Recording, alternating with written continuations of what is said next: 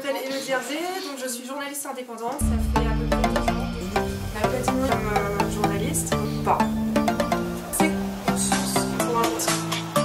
Et c'est un stand politique. Derrière, il y a un intérêt de voilà. C'est la grande différence. Quand on va les voir, quand on fait des interviews, c'est assez compliqué parce qu'ils vont nous dire en politique. Elle était partie aux États-Unis avec son nouveau mec. De son contexte, des informations.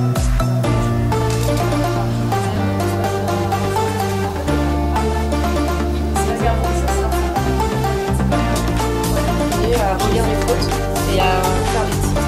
Plus précisément, dans le cas avec elle, effectivement, en ce moment, moi je suis journaliste indépendante, c'est un règlement de compte. On continue.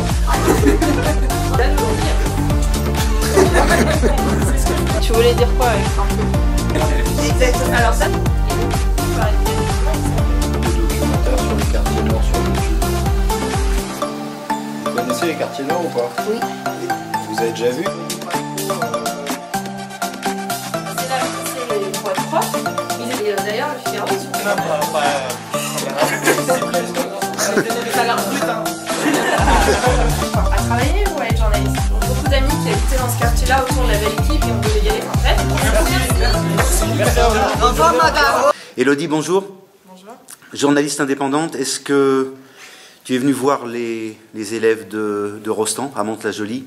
Est-ce qu'on pourra avoir ton premier ressenti? Comment ça s'est passé le contact?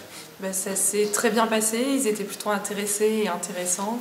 Des élèves qui avaient envie peut-être pas forcément de devenir journaliste, mais qui étaient intéressés aussi par ce métier. Est-ce que c'est quelque chose que tu pourrais... Est-ce que c'est un métier que tu pourrais conseiller aux jeunes? Oui, oui, c'est un métier très passionnant. C'est un beau métier, compliqué un peu, mais... Oui, c'est un métier compliqué, mais passionnant.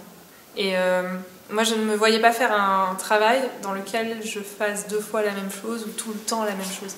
Et le journalisme permet ça, justement, puisqu'on est toujours à la recherche de nouvelles informations, de nouvelles sources. Et du coup, chaque jour est différent. Et moi, ce que j'aime dans mon métier, c'est que quand j'arrive à la rédaction, ou quand je vends un article, je ne sais jamais sur quoi je vais partir. J'arrive le matin ou le soir et je ne sais pas sur quoi je vais travailler. Dernière question, l'indépendance, ça te permet aussi d'être libre et de choisir pour qui tu vas travailler? Exactement. Mehdi, bonjour. Bienvenue sur le plateau de Rostand Télévision. Parle-nous un peu de la journée, de l'intervention d'aujourd'hui. Comment tu l'as vécu et comment tu l'as ressenti?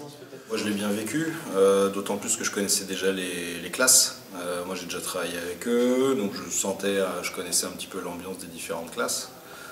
Je suis content qu'on ait pu terminer en fait notre processus de création d'articles par la venue d'une journaliste professionnelle, parce que ça leur permet aussi de voir concrètement un peu plus à quoi ressemble le métier de journaliste. Donc moi je trouve que c'est très positif et je pense qu'en plus c'est ce dont ces élèves-là ont notamment besoin. Après, ce que je trouve très intéressant en fait, c'est qu'on a des points de vue, comme on a des positions différentes, on peut avoir des points de vue qui sont opposés en fait ou différents sur la pratique journalistique.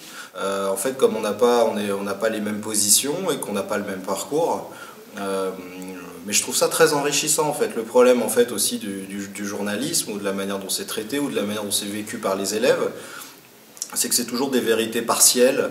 Il n'y a pas de vrai débat, de discussion avec des points de vue opposés.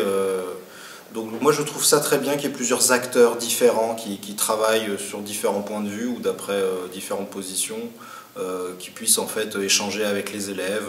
Et je pense que c'est ce qui fait que ce projet est relativement riche par rapport au simple fait d'avoir par exemple un journaliste ou une journaliste qui viendrait un jour. Voilà, l'idée que ce soit dans le cadre d'un projet dont les élèves sont acteurs, je trouve que c'est très bien. On va organiser des débats, on pourra discuter un peu avec différents thèmes. Est-ce que tu es preneur? Moi je pourrais parler de mon expérience, mais ouais, il faut de toute façon sur le journalisme, sur ces thématiques-là, il faut organiser plein de débats, il faut qu'il y ait des échanges, des rencontres, et que tout le monde ne dise pas la même chose, parce que sinon on aura l'impression d'être encore à la télévision. Pour conclure, on peut parler un petit peu de ton blog? Ouais, alors en fait sur le Mantois, il y a un blog qui s'appelle le Manti-blog qui a été créé sur le modèle d'un autre blog qui était sur 50 ans en Yvelines qui s'appelle le Trapi-blog, qui vise à donner la parole aux habitants des quartiers populaires et à ceux qui y travaillent.